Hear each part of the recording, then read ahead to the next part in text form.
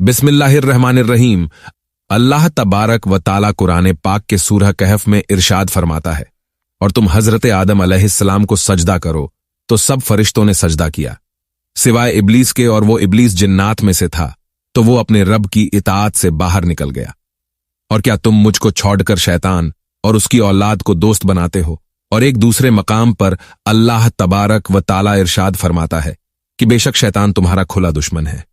प्यारे दोस्तों, जिस तरह कुर्बे कयामत का वक्त करीब आ रहा है, तो उसी तरह शैतान के लिए खतरे की घंटी बजना शुरू हो गई है। लिहाजा इसी वजह से शैतान ने भी अपना काम तेज कर दिया है। शैतान की औलाद और उसके चेले दिन रात लोगों को गुनाहों के अंदर मुब्तिला करने और बुराई को आम करने में मसरूफ हैं, क्योंकि शैतान को पता है कि उसकी मौत का वक्त करीब आने वाला है। लिहाजा इसीलिए उसकी ये कोशिश है कि वो ज्यादा से ज्यादा लोगों को गुमराह करके और अल्लाह तबारक व ताला की नाफरमानी के अंदर मुब्तिला करके लोगों को अपने साथ जहन्नम में ले जाए। मेरे दोस्तों, आज की इस वीडियो में हम आपको बताएंगे कि शैतान का नेटवर्क किस तरह काम करता है और शैतान ने अपनी औलाद की ड्यूटी कहां कहां पर लगाई है, शैतान की बीवी कौन है, और शैतान की शादी किस तरह से हुई, और शैतान के बच्चे किस तरह पैदा होते हैं, और एक दिन के अंदर शैतान कितने बच्चे पैदा करता है। मेरे दोस्तों, इसके साथ साथ आपको यह भी बताएंगे कि शैतान का घर कहां पर है और इंसानी बच्चों के मुकाबले में शैतान के बच्चों की तादाद कितनी है। मेरे दोस्तों, इन तमाम तर सवालात के जवाबात कुरान और हदीस की रोशनी में आज की इस वीडियो में हम आपको बताएंगे। इसलिए आपसे गुजारिश है कि हमारी इस वीडियो को आखिर तक जरूर देखिएगा। मेरे दोस्तों, अल्लाह तबारक व ताला ने शैतान को आग से पैदा फरमाया, और इसकी नस्ल उसी तरह बढ़ती है जिस तरह इंसानों की नस्ल बढ़ती है। इसके भी बच्चे पैदा होते हैं। जिस तरह के इस बात की तरफ इशारा करते हुए अल्लाह तबारक व ताला ने इरशाद फरमाया, और क्या तुम मुझको छोड़कर शैतान और उसकी औलाद की पैरवी करते हो, हालांकि वो तुम्हारा दुश्मन है। इस आयत करीमा से ये वाज़ेह तौर पर बात साबित होती है कि शैतान की बीवी और बच्चे भी हैं। मेरे दोस्तों, जब शैतान मरदुद ने अल्लाह तबारक व ताला के हुक्म की नाफरमानी की और हजरत आदम अलैहिस्सलाम को सजदा ना किया, तो अल्लाह तबारक व ताला ने इसको मरदूद करार देकर अपनी बारगाह से निकाल दिया। शैतान को अल्लाह तबारक व ताला ने आग के शोले से पैदा किया और उसकी बीवी को भी पैदा किया, और फिर इन दोनों से तमाम जिन्नात की नस्ल फैली। मेरे दोस्तों, शैतान की बीवी को किस तरह पैदा किया गया, इसके बारे में हदीसे पाक में आता है कि जब अल्लाह तबारक व ताला ने इब्लीस की नस्ल और उसकी जौजा को पैदा करना चाहा, तो शैतान पर गुस्से का इल्का किया और शैतान शदीद गुस्से की हालत में आ गया। गुस्से की वजह से उसमें से एक आग की चिंगारी पैदा हुई। उस चिंगारी से अल्लाह तबारक व ताला ने इब्लीस की बीवी को पैदा किया। इब्लीस की बीवी का नाम तरतबह बताया गया है। मेरे दोस्तों, अब बात करते हैं कि शैतान के बच्चे किस तरह पैदा होते हैं और उसकी नस्ल किस तरह बढ़ती है, और एक दिन के अंदर कितने बच्चे पैदा होते हैं। इसके मुताल्लिक रिवायात में आता है कि शयातीन की नस्ल दो तरह से बढ़ती है। नंबर 1, कुछ शयातीन ऐसे हैं कि उनके जोड़े पैदा किए गए, जिस तरह इंसानों के अंदर मियां बीवी के मिलाप से बच्चे पैदा होते हैं, इसी तरह शैतानों के अंदर शैतान जिन्न और शैतान जिन्ननी के मिलाप से जिन्नात और शयातीन पैदा होते हैं, और इससे शैतानों की नस्ल बढ़ती है। नंबर 2, कुछ शयातीन ऐसे हैं कि अल्लाह तबारक व ताला ने उनकी दाईं राण में मर्द की शर्मगाह को पैदा फरमाया और उनकी बाईं राण में औरत की शर्मगाह को पैदा किया। इस तरह जब शैतान ने अपनी ही शर्मगाह को अपनी ही शर्मगाह के अंदर दाखिल किया, तो उससे 5 अंडे निकले, जिनमें से शैतान जिन्न और शैतान जिन्ननियां पैदा हुईं।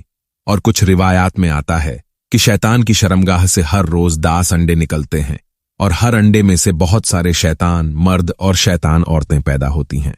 मेरे दोस्तों, रिवायात में आता है कि शयातीन की तादाद इंसानों के मुकाबले में 9 गुना ज्यादा है। जहां पर इंसानों का एक बच्चा पैदा होता है, वहां शयातीन के 9 बच्चे पैदा होते हैं। मेरे दोस्तों, जिस तरह तमाम इंसानों के बाप हजरत आदम अलैहिस्सलाम को कहा जाता है, इस तरह तमाम जिन्नात का बाप अलजान जिन्न है और तमाम शयातीन का बाप शैतान इब्लीस है। यहां पर आपको बताते चलें कि जिन्नात और शयातीन में फर्क क्या है। जिन्नात में से कुछ ग्रोह मुसलमान भी हैं, जबकि शयातीन में से कोई भी मुसलमान नहीं। और इसी तरह जिन्नात को मौत भी आती है और वो अपने वक्त पर मौत का जायका छकते हैं, जबकि तमाम शयातीन शैतान के साथ ही मरेंगे, जब कयामत से 40 साल पहले अल्लाह तबारक वो ताला शैतान को दर्दनाक मौत देगा, तो इसके साथ ही तमाम शयातीन भी मर जाएंगे। दोस्तों, अब बात करते हैं कि शैतान का नेटवर्क किस तरह काम करता है और शैतान ने अपनी औलाद की ड्यूटी कहां कहां पर लगाई हुई है और किस तरह शैतान के औलाद इंसानों को गुमराह करने के अंदर मसरूफ है। मेरे दोस्तों, रिवायात में शैतान के 5 मशहूर बेटों का जिक्र मिलता है। जिस तरह के हजरत मुजाहिद रहमतुल्लाही ताला अलैह शैतान के मशहूर बेटों के नाम और काम कुछ इस तरह बयान फरमाते हैं। शैतान के पहले मशहूर बेटे का नाम दंबूर है। इसकी ड्यूटी शैतान ने यह लगाई है कि यह हर बाजार में शैतान का झंडा उठाकर खड़ा होता है और औरतों को मर्दों की तरफ और मर्दों को औरतों की तरफ माइल करता है और गुनाहों के अंदर मुब्तिला कर देता है। शैतान के दूसरे बड़े बेटे का नाम सब्र है, जो लोगों के अंदर फितना फसाद फैलाता है और मसाइब का सबब बनता है। मेरे दोस्तों, शैतान के तीसरे बड़े बेटे का नाम और है। इसकी ड्यूटी शैतान ने यह लगाई है कि कोई भी मुसलमान अगर अल्लाह तबारक व ताला की बारगाह में कोई भी इबादत या नेकी करता है तो ये शैतान उस मुसलमान को रियाकारी के अंदर मुब्तला कर देता है और रियाकारी की वजह से उसके उस अमल को जाया कर देता है। मेरे दोस्तों, शैतान के चौथे बेटे का नाम मसूद है। इसकी ड्यूटी शैतान ने यह लगाई है कि ये लोगों के दरमियान झूठी बातें फैलाता है और उनको आपस में लड़वाता है। और शैतान के 5वें बड़े बेटे का नाम दामिस है।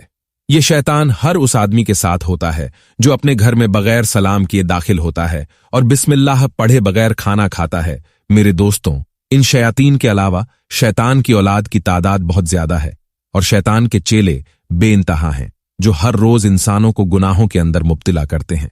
कोई शैतान इंसानों को जिना के अंदर मुब्तला करता है, तो कोई शराब नोशी के अंदर, तो कोई शैतान किसी को तलाक दिलवाकर उसका घर बर्बाद कर देता है। इसी तरह रोजमर्रा जितने भी गुनाह होते हैं वह तमाम के तमाम गुनाह शयातीन के उकसाने की वजह से होते हैं। मेरे दोस्तों, इन तमाम शैतानों में से एक शैतान ऐसा भी होता है जो हर वक्त इंसान के साथ रहता है। चाहे वो इंसान जहां पर भी चला जाए, वो हर वक्त उसके साथ रहता है। इस शैतान को हमजाद कहा जाता है, जो इंसान के पैदा होने से लेकर उसके मरने तक उसके साथ रहता है। मेरे दोस्तों, अब बात करते हैं कि शैतान का घर कहां है और शयातीन कहां पर रहते हैं और ये क्या खाते पीते हैं।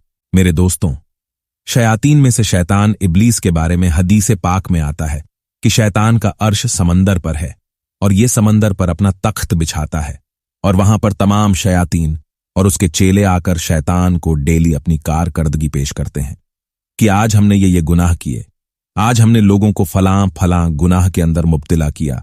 और शैतान के घर के मुतल्लिक एक दूसरी रिवायत भी मिलती है कि जब अल्लाह तबारक व ताला ने शैतान मरदूद को अपनी बारगाह से निकाला तो शैतान मरदूद ने अल्लाह तबारक व ताला की बारगाह में अर्ज की कि या रब्बुल आलमीन, तूने मुझे अपनी बारगाह से निकाल दिया, अब मेरे लिए कोई घर भी मुकद्दस फरमा दे। तो अल्लाह तबारक व ताला ने यह इरशाद फरमाया कि तेरा घर हमाम है, यानी बैतुल खुला। इसके बाद शैतान ने अल्लाह तबारक व ताला की बारगाह से अर्ज की, या रब्बुल आलमीन, मेरे लिए कोई बैठक भी मुकर्रर कर दे। तो अल्लाह तबारक ताला ने इरशाद फरमाया कि बाजार और रास्ते तेरी बैठक हैं। इसके बाद शैतान ने अल्लाह तबारक ताला की बारगाह में अर्ज की, या रब्बुल आलमीन, मेरे लिए खाने के लिए भी कुछ मुकर्रर कर दे। तो अल्लाह तबारक व ताला ने इरशाद फरमाया कि हर वो चीज तेरा खाना है जिस पर अल्लाह तबारक व ताला का नाम ना लिया गया हो। इसीलिए हदीस पाक में आता है कि जब भी खाना खाया करो तो बिस्मिल्लाह पढ़कर खाना खाया करो, वरना तुम्हारे साथ शैतान भी शामिल हो जाता है। इसके बाद शैतान ने अल्लाह तबारक व ताला की बारगाह में अर्ज की कि या रब्बुल आलमीन, मेरे पीने के लिए भी कोई चीज मुकर्रर कर दी जाए। तो अल्लाह तबारक व ताला ने इरशाद फरमाया कि हर नशा आवर चीज तेरा मशरूब है। फिर इसने अर्ज किया कि अय अल्लाह, मुझे अपनी तरफ बुलाने का कोई तरीका भी बता दे कि मैं किस तरह लोगों को अपनी तरफ बुलाऊंगा। तो अल्लाह तबारक व ताला ने इरशाद फरमाया कि नाच गाने और बाजे ताशे ही तेरे बुलाने के लिए हैं। फिर इसके बाद शैतान ने कहा कि मुझे कोई किताब अता फरमा दे। तो अल्लाह तबारक व ताला ने इरशाद फरमाया कि गंदे अशार ही तेरी किताब हैं। शैतान ने अल्लाह की बारगाह में अर्ज किया कि मेरे लिए कोई कलाम भी मुकद्दस फरमा दे। तो अल्लाह तबारक ताला ने इरशाद फरमाया कि झूठ ही तेरा कलाम है।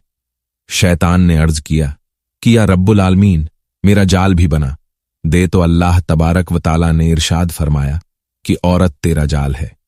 मेरे दोस्तों, इस हदीस पाक से पता चलता है कि शैतान लोगों को किस तरह गुमराह करता है और हमें शैतान के शर से बचने के लिए किन किन चीजों से बचना चाहिए। अल्लाह तबारक व ताला से दुआ है कि अल्लाह तबारक व ताला हमें शैतान मरदूद के शर से बचाए और हमेशा अपने प्यारे हबीब हजरत मोहम्मद मुस्तफ़ा सल्लल्लाहु अलैहि वसल्लम के बताए हुए रास्ते पर चलने की तौफीक अता फरमाए।